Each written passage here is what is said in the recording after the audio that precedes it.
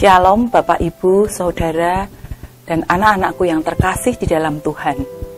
Puji Tuhan kalau kita dapat berjumpa kembali dalam sapaan harian Gereja Kristen Jawa Manahan, Surakarta. Saya berharap kita semua dalam kondisi sehat, segar, dan penuh semangat merenungkan firman Tuhan. Sebelum masuk ke dalam firman Tuhan, mari kita berdoa untuk minta tuntunan Tuhan di dalam perenungan sabda Tuhan. Mari saya hantarkan. Allah Bapa kami yang di surga, puji syukur Tuhan, kami haturkan kehadirat-Mu karena Engkau telah menyertai kami sepanjang waktu sampai saat ini. Kami bersyukur pula Tuhan karena kami boleh mendapat kesempatan untuk dapat merenungkan sabda-Mu. Kami datang dengan penuh kerendahan hati dan ketulusan.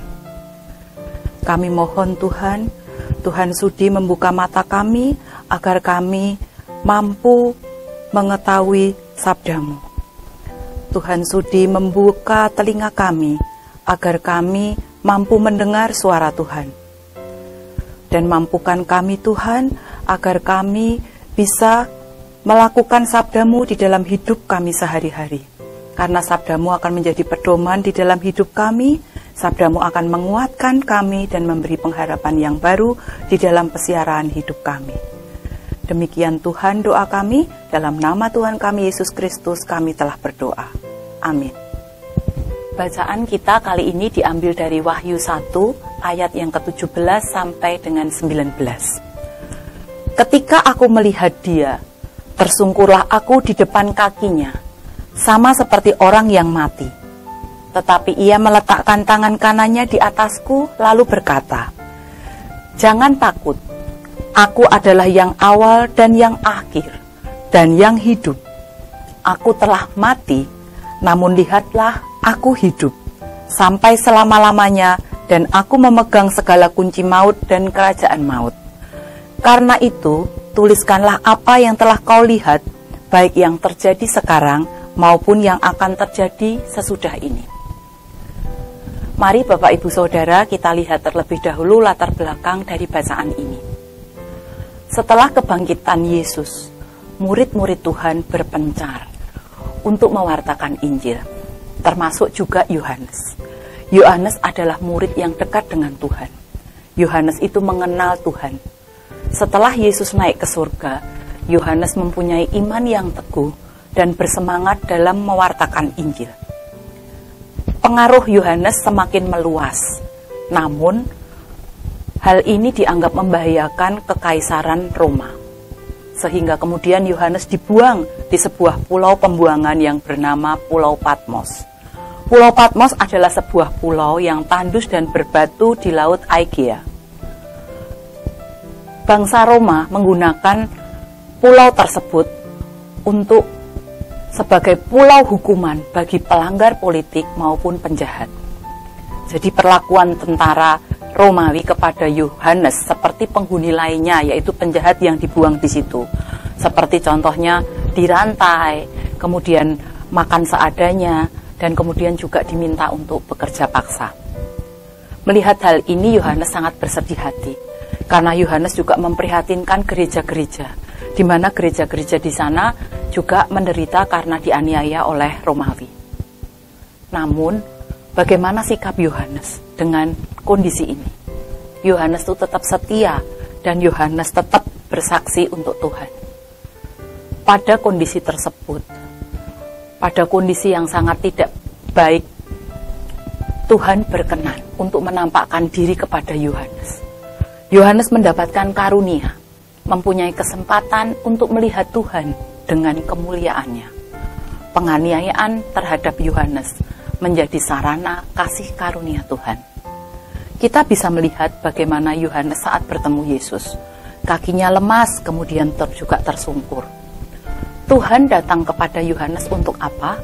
Tuhan datang untuk memberi kekuatan kepada Yohanes. Yohanes diminta untuk tidak takut. Yohanes diminta untuk tidak bersusah hati. Karena meski Tuhan telah bangkit, namun Tuhan itu ada dan senantiasa bersama dengan Yohanes.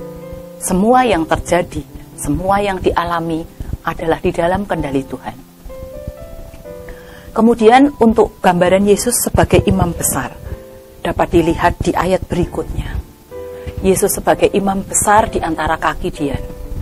Tugas seorang imam adalah menjaga agar lampu Dian tetap menyala dengan terang. Tuhan mengenal masing-masing lampu. Tuhan sendiri juga yang mengganti sumbu dan mengisi minyak baru serta menyalakan Dian yang baru.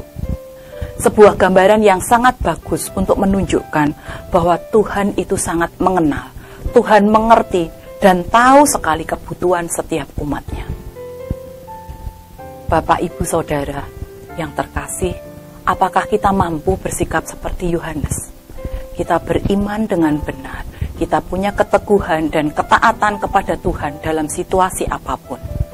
Yohanes tidak pernah berputus asa dalam menghadapi tantangan, dan Yohanes terus bersekutu dengan Tuhan. Saat kita mendapati kondisi yang tidak sesuai dengan harapan kita, saat kita galau, saat kita terpuruk, saat kita gagal, dan saat kita dianiaya, apakah kita selalu mengingat bahwa kita tidak pernah sendirian? Ada Tuhan yang sama dengan yang dulu telah bangkit. Tuhan akan datang dan memberikan pengharapan buat kita. Tuhan yang sudah bangkit akan terus bersama-sama dengan kita sampai nanti kita kembali ke rumah Bapa. Oleh karena itu, mari Bapak, Ibu, Saudara, kita belajar dari Yohanes. Tuhan menginginkan kita dekat dengan Dia. Tuhan mempunyai kuasa dan Tuhan ingin bahwa kita percaya kepadanya. Jangan pernah takut atas hari-hari yang membentang di depan kita.